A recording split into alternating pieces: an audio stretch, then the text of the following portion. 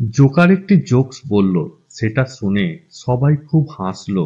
জোকারটা একই জোকস দ্বিতীয়বার বলল এবং সেটা শুনে খুব কম মানুষ হাসলো। কিন্তু একই জোকস তৃতীয়বার বলাতে কেউই হাসলো না। তখন জোকার বলল, তোমরা যদি একটি খুশি নিয়ে বারবার খুশি হতে না পারো, তাহলে একটি দুঃখ নিয়ে কেন বারবার দুঃখী হও?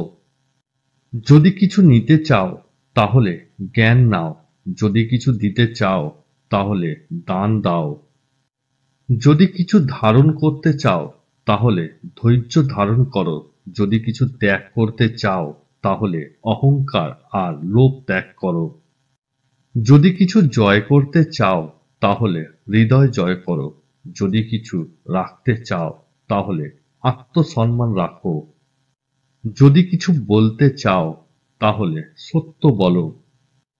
কিছু মানুষ সবার চোখে খারাপ হয়ে থাকে, কখনো কারোর মনের মতো হতে পারে না, না ফ্যামিলির কাছে, না কাছের মানুষদের কাছে, না বন্ধুদের কাছে।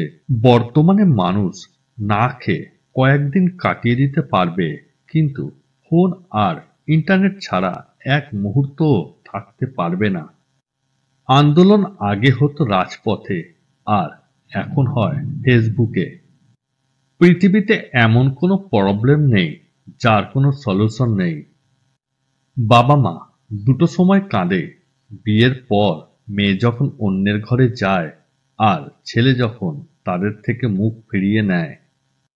হঠাৎ বড়লোক হওয়া মানুষ থেকে সাবধান, কারণ টাকার গরমে এরা ভুলে যায় এদের আগের অবস্থান।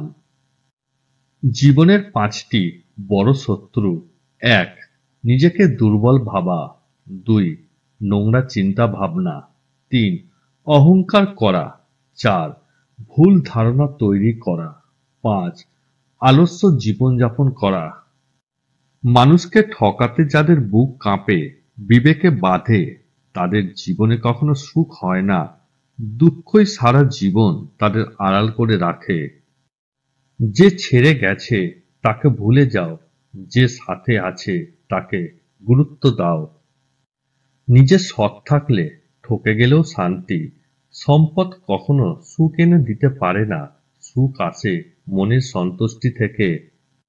দুজনই আমরা ভীষণ জেদি, তর্কে কেউ হারবো না, লক্ষ কোটি ঝগড়া হলেও ভালোবাসা ছাড়বো না। চলার পথে আপনি যদি কোনো বাধার সম্মুখীন না হন, তাহলে বুঝবেন আপনি ভুল পথে হাঁটছেন। আপনি নিজেকে কোনো ধনী মানুষের সাথে তুলনা করে কষ্ট না পেয়ে বরং রাস্তার পাশে পড়ে থাকা মানুষের দিকে দেখেন। কখনো কাউকে অযোগ্য বলে অবহেলা করো না, ভেবে দেখো তুমিও কারোর না কারোর কাছে অযোগ্য। কেউ কারোর যোগ্য নয়। কে যোগ্য আর কে যোগ্য না তা বিবেচনা করে নিতে হয়। হারে তো সে যে লড়ে না,